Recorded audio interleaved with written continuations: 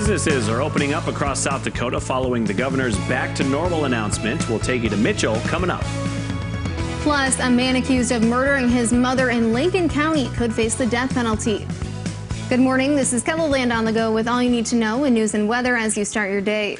A KETLELAND man accused of murdering his mother could face the death penalty. 36-year-old Anthony Pritchard faced a judge in Lincoln County yesterday. Authorities believe 63-year-old Teresa Kate died from a gunshot wound. Neighbors reported a foul odor coming from the apartment where she and Pritchard lived. Authorities found her on Monday and believe she died within the last 10 days. Bond is set at $500,000. 3 teens are in custody in connection with an armed robbery at the Corner Pantry in Rapid Valley. The suspects are 15 and 17 years old. Authorities arrested 2 of the teens following a car chase. Pennington County deputies say based off interviews with the suspects, they believe they prevented another robbery from happening. Investigators are still looking for the weapon. They believe it's one of the firearms that was stolen during recent pawn shop burglaries. The ATF is offering a $5,000 reward for information on those burglaries. Recent rains may have people in Minnehaha County thinking it's safe for a little fire. But if you want to burn a pile of debris like this, you'll have to wait. A burn ban is currently in place in the county. Stop people from burning ditches, burning out that grass that maybe has been sitting a couple years because it's too wet. So we're encouraging people not to do that.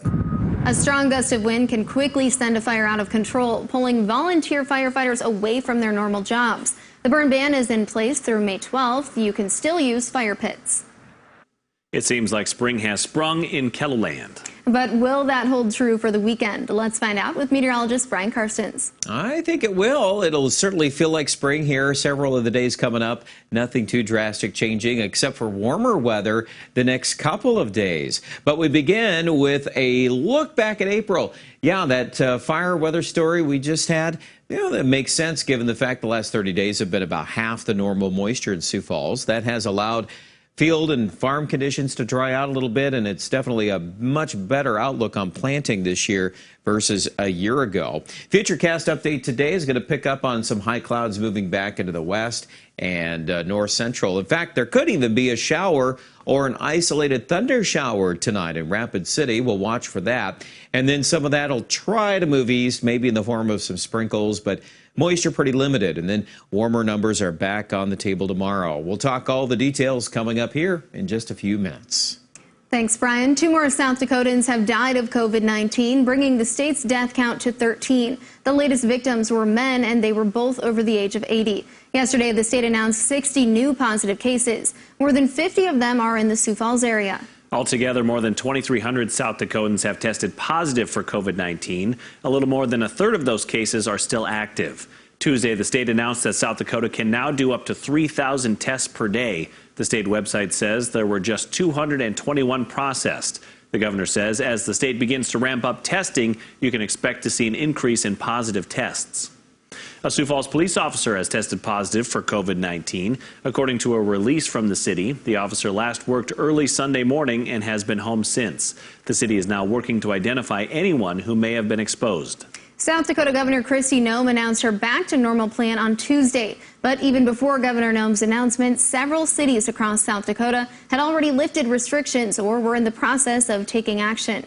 Mitchell Everson says the city council held a 2-hour meeting Monday discussing options for slower reopening procedures for businesses. He says that ended up being wiped out by Noem's new recommendations. Yesterday's bombshell, and I call it a bombshell because it kind of hit us by surprise, pretty much took everything we'd been doing away and said, hey, we're going to open up. Everson says following the governor's announcement, he used his mayoral power to end Mitchell's emergency ordinance, allowing businesses to open back up Tuesday evening. Meanwhile, the Mitchell Movie Theater is making adjustments and working on reopening the drive-in theater as a way to safely bring shows to people. No opening date has been set.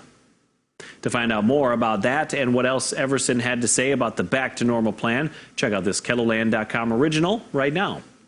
A pork production plant in southwest Minnesota is euthanizing hogs that have fewer places to go. JBS made the announcement yesterday, calling it a limited reopening with about 10 to 20 people facilitating the process. A Minnesota U.S. representative asked JBS to do it. until the plant gets open, we got to figure out a way to deal with some of these hogs that have no room, no place to be. And it is very difficult to do. It's almost impossible to do out on the farm. Representative Peterson says a task force is being formed to figure out how to safely reopen the plant as soon as possible. For 40 years, the MakeAWish Foundation has been granting wishes to kids living with critical illnesses. And on Wish Day yesterday, the foundation honored kids and reached out for support. One of the honorees is Wish kid Jackson Hodgkin of Sioux Falls. He was born with Serge-Weber syndrome, which resulted in him having glaucoma in both of his eyes.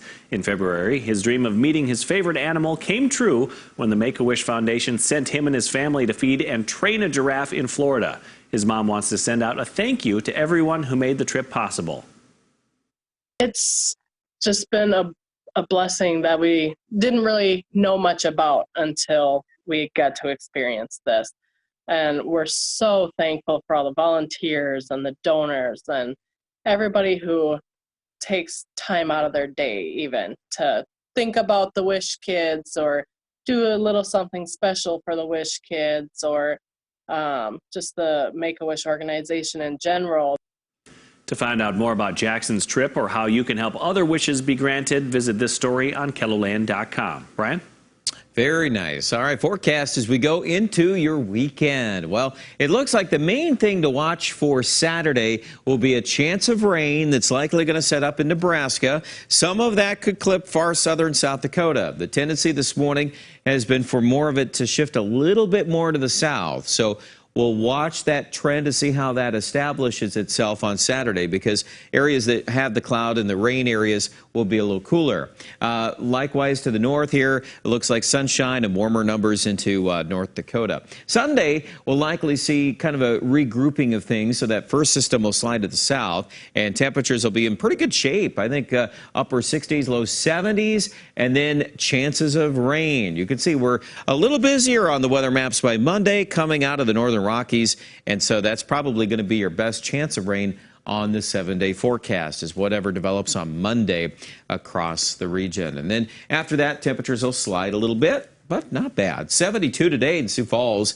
Perfect. Just wonderful out there. 7-day forecast, 80 tomorrow, 70 Saturday with the clouds and the chance of a shower, mainly south of Sioux Falls. Monday, 50% chance of rain. Tuesday, Wednesday, a little cooler as we slide into the 60s. Aberdeen should also fare out in the 60s. So, yes, it's cooler, but, you know, arguably that's not all that bad for early May. And as we watch the rain chance in Pierre, that will ramp up better on Monday. We'll keep in mind, though, the weekend closer to the Nebraska border, there'll be some more showers. And that also could affect the Black Hills a little more Saturday and once again late Sunday into Monday, as highs, average out in the 60s. Guys? Thanks, Brian, and thanks for joining us for KELOLAND on the Go. Be sure to join us on air for midday in KELOLAND. Until then, you can get up to the minute developments right here on KELOLAND.com. Now go have a great day.